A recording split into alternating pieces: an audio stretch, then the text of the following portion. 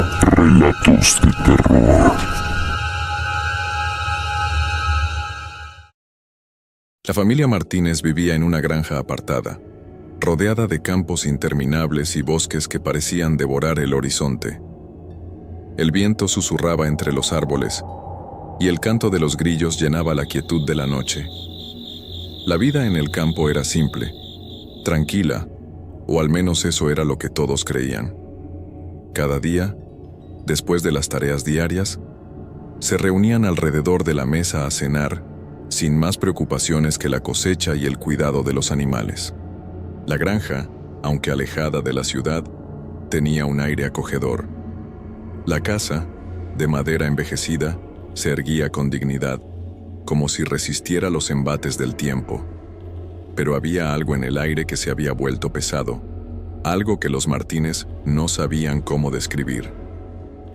Una noche, mientras el padre Joaquín cerraba las ventanas, algo llamó su atención. Un par de ojos brillaban en la oscuridad, al borde del bosque. Pensó que era algún animal, pero algo en su mirada le pareció extraño, demasiado humano. No le dio mucha importancia, ya que ya estaba acostumbrado a los ruidos nocturnos de la fauna local. Sin embargo, esa noche algo diferente ocurrió. El perro de la familia, un viejo pastor llamado Rocky, comenzó a ladrar desesperado. Joaquín salió al jardín para ver qué pasaba, pero el perro había desaparecido. Los gritos de Rocky se esfumaron en la oscuridad, dejando solo el eco de su angustia. Al día siguiente, el cuerpo del perro apareció cerca del corral, con marcas extrañas en su cuello. La familia, confundida y alarmada, pensó que algún animal salvaje podría haber sido el culpable. Pero algo en la manera en que el cuerpo estaba colocado les dio un escalofrío. Nadie lo dijo en voz alta, pero todos lo sentían. Algo estaba acechando en la oscuridad. Esa noche, el silencio se hizo más profundo que nunca, pero esta vez no fue solo el viento lo que se escuchaba. Desde las ventanas, los Martínez empezaron a ver sombras moverse en el borde de la propiedad.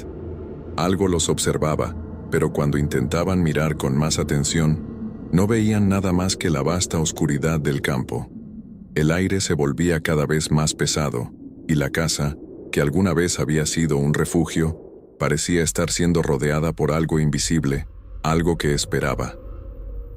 La granja de los Martínez ya no era el lugar pacífico que había sido. Los días transcurrían con una pesadez palpable, y cada rincón de la casa parecía estar vigilado. Las ventanas, una vez abiertas para disfrutar de la brisa fresca del campo, ahora se mantenían cerradas, como si el aire mismo se hubiera vuelto enemigo. Nadie lo decía, pero todos sentían que el extraño suceso con Rocky no había sido un accidente. La familia se mantenía en silencio durante las noches, escuchando con creciente paranoia los crujidos y murmullos que venían del exterior. Pero fue la noche del tercer día, cuando el viento soplaba más fuerte, que algo definitivamente cambió. Los Martínez fueron despertados por un golpeteo suave pero persistente en la puerta principal. Al principio, pensaron que era el viento o algún animal que se había acercado a la casa. Sin embargo, algo en el golpeteo, en la forma en que parecía deliberado, los heló. Joaquín, con el rostro sombrío, se levantó y fue a la puerta. Al abrirla, no había nada. Solo la oscuridad del campo, envuelta en una niebla espesa que no estaba allí antes. El silencio era absoluto, y aunque todo parecía en calma, había algo en el aire que estaba profundamente alterado. Volvió al interior, cerrando la puerta con fuerza. Al hacerlo, escuchó un susurro que se deslizaba por las rendijas de la madera. ¿Oíste eso?, susurró su esposa, Ana, mirando con miedo las sombras que se movían en la casa. Joaquín no respondió. Algo en la atmósfera le hacía saber que no estaba solo. Esa misma noche, la familia decidió dormir todos juntos en la sala, cerca de la chimenea. El calor del fuego era reconfortante, pero la sensación de incomodidad no se disipaba. De repente se escuchó un fuerte ruido en el segundo piso, como si algo pesado hubiera caído. Ana gritó, y todos se levantaron en un sobresalto. Subieron las escaleras con cautela, pero al llegar a la parte superior, la casa estaba vacía, como si el ruido jamás hubiera ocurrido. No había nada fuera de lugar, excepto por el aire frío que provenía del pasillo. Joaquín intentó tranquilizar a su familia, diciendo que probablemente algún objeto se había caído, pero la desconfianza se reflejaba en sus ojos. Esa misma noche, después de que se apagó la chimenea y todos intentaron dormir, comenzaron a escuchar ruidos extraños, crujidos, pasos arrastrados y susurros que venían del lado exterior de la casa.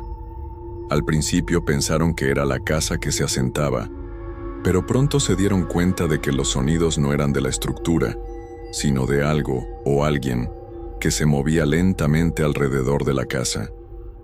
Joaquín se armó de valor y salió al exterior, dispuesto a enfrentar lo que sea que estuviera acechando su hogar.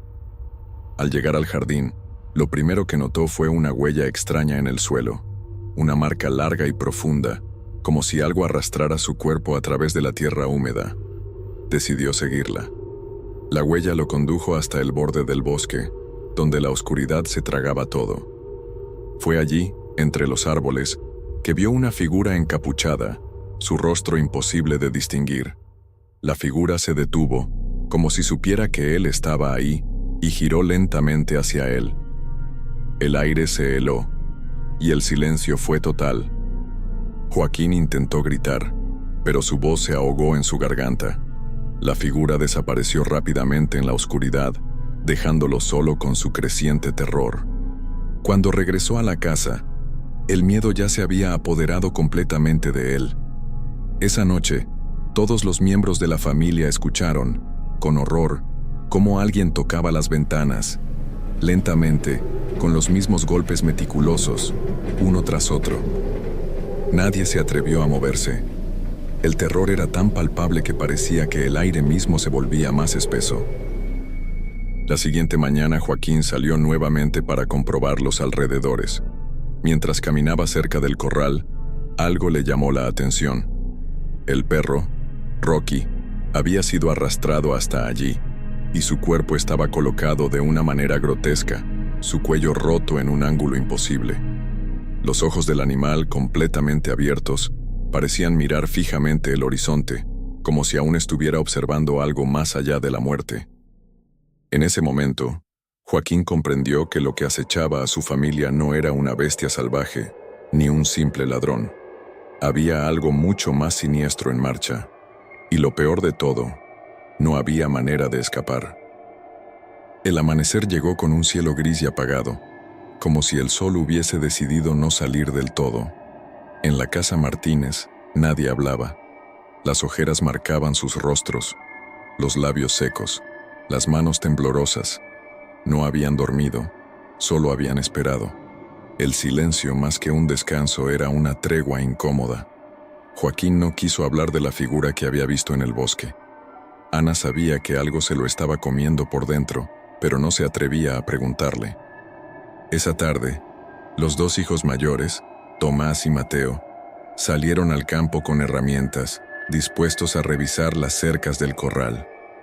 Joaquín intentó detenerlos, pero Tomás, el más terco, se negó a seguir viviendo con miedo. Quería respuestas, querían luchar, querían que todo volviera a ser como antes. Caminaban por el pasto alto cuando el viento comenzó a soplar con un zumbido agudo, como si el aire estuviera llorando. Las nubes se cerraron sobre el cielo y el olor a tierra mojada se mezcló con algo más, algo metálico. Mateo fue el primero en detenerse. ¿Lo hueles? Sí, respondió Tomás. Sangre. A pocos metros, las huellas del día anterior aún estaban allí, como si nadie se atreviera a tocarlas. Las siguieron, armados con palas y un machete oxidado. No se dieron cuenta de que las marcas ahora eran más profundas, como si alguien arrastrara no solo un cuerpo, sino varios, pesados, frescos. El rastro terminaba en un claro donde nunca antes habían estado. Allí, entre la maleza, encontraron algo que los paralizó. Ropa suya, prendas que habían desaparecido semanas atrás, colgadas en ramas como advertencias, pero lo más perturbador era un pequeño espejo colocado en medio del claro, un espejo de casa, idéntico al del baño. Tomás se acercó, como hipnotizado. En el reflejo no estaba solo. A sus espaldas, una figura alta, encapuchada, apareció sin ruido. No gritó. No pudo. El machete cayó al suelo. Mateo se giró solo para ver cómo algo se lanzaba sobre su hermano, arrastrándolo hacia la maleza con una fuerza inhumana. Corrió. Corrió sin mirar atrás, oyendo los gritos desesperados de Tomás. No supo cuánto tiempo estuvo huyendo, pero cuando llegó a casa, cubierto de barro y lágrimas, ya era de noche. Se lo llevó, lo arrastró, se lo llevó. Joaquín salió con su escopeta sin decir palabra. Ana abrazó a Mateo temblando. El silencio volvió. Pasaron horas. El padre no volvió. Ni Tomás, ni Joaquín. Fue Mateo quien los encontró al día siguiente, a la orilla del corral. Primero pensó que era una broma enferma. Luego vomitó. Luego gritó. 2 vallas del corral estaban decoradas con cabezas. La de su hermano Tomás y la de su padre, Joaquín, cortadas con una precisión quirúrgica, los ojos abiertos, los labios cosidos con alambre, formando una especie de sonrisa macabra. La sangre aún goteaba hacia la tierra que la absorbía sin juicio. No había cuerpos, solo las cabezas como trofeos, como advertencia. Esa noche Ana no pudo hablar. Solo se acurrucó con sus hijos restantes y rezó sin palabras. El mal ya no estaba afuera. Ahora vivía con ellos. Entraba por las rendijas, se arrastraba por los pasillos, respiraba lo que ellos respiraban y esperaban, sin saber para quién sería el próximo amanecer. La granja, antes llena de vida, ahora era un sepulcro abierto. Las paredes parecían más estrechas, como si se estuvieran cerrando lentamente sobre Ana, Mateo y la pequeña Lucía. Nadie dormía ya. Solo quedaban el insomnio, los llantos reprimidos y las miradas perdidas. El rostro de Ana se había vuelto una máscara de muerte en vida. Desde que encontraron las cabezas, ya no hablaba. Solo tejía en silencio, con los dedos temblorosos y los ojos fijos en un punto invisible, como si al entrelazar la lana pudiera mantener unida su mente. Mateo intentaba aparentar fortaleza, pero su mente estaba al borde del colapso.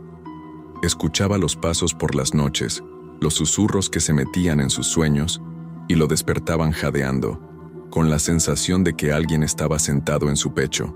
Lucía, la más pequeña, hablaba sola.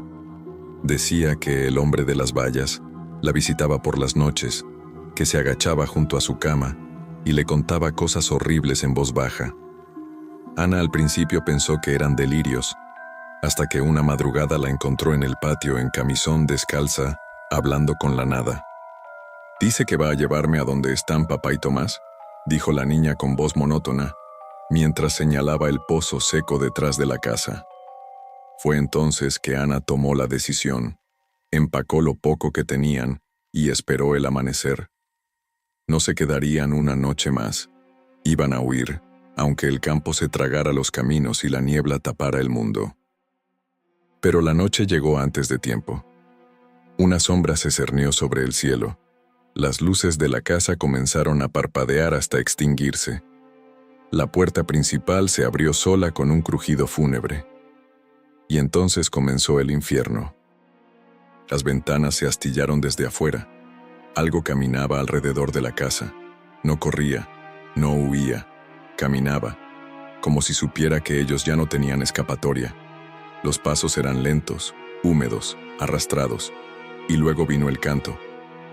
Sí, un canto, una especie de melodía gutural, apagada, hecha con una voz que no era humana. Era como si miles de gargantas mutiladas intentaran entonar una canción fúnebre. Ana abrazó a sus hijos y bajó al sótano, donde se atrincheraron rezando en voz baja. Pero la puerta del sótano también se abrió. La luz de la linterna temblaba.